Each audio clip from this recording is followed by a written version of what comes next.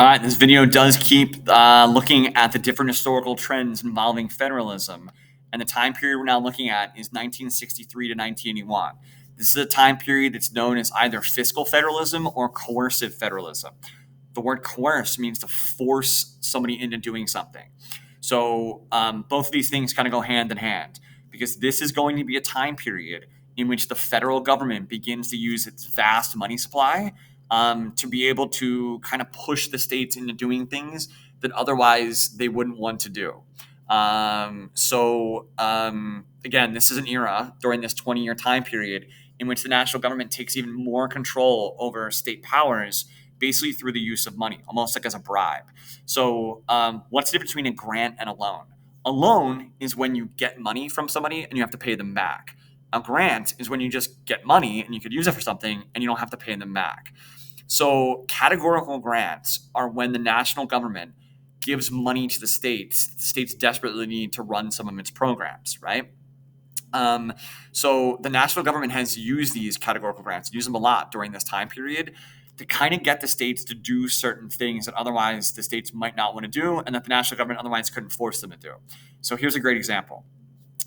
In the 1980s, the federal government passed the National Minimum Drinking Age Act. This recommended that every state basically choose 21 as its state minimum drinking age for alcohol consumption. There's nothing in the Constitution that kind of allows the national government to force this age upon the states.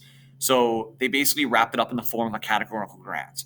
States desperately need money from the federal government to fix its roads and its highways. Think about what the roads in Abington look like after the winter with all the potholes and stuff like that.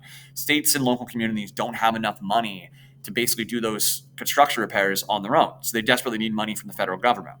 So the federal government basically uses these categorical grants to force the states into choosing 21 as a drinking age. You're allowed as a state to go less than 21. The federal government can't make you choose 21. But what they tell the states is, if you choose a number lower than 21, then we're not going to give you any money to basically fix your roads and highways. So that's the exact example of a categorical grant. You'll only get money from the federal government to do for something very specific. You can only get the money if you do exactly what the federal government wants. There's massive strings attached. And the states hate these types of grants because the national government uses these grants to bully the states into doing things that otherwise they wouldn't be able to do.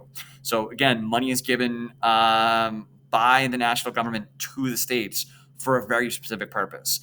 There's many strings attached. You can't get road and highway repair funding unless you make the national drinking and then the state drinking age 21, right? So that's the way that the national government gets the states into doing certain things that otherwise they wouldn't be able to do. They're called categorical grants, and these are the least desired grants from the state's perspective.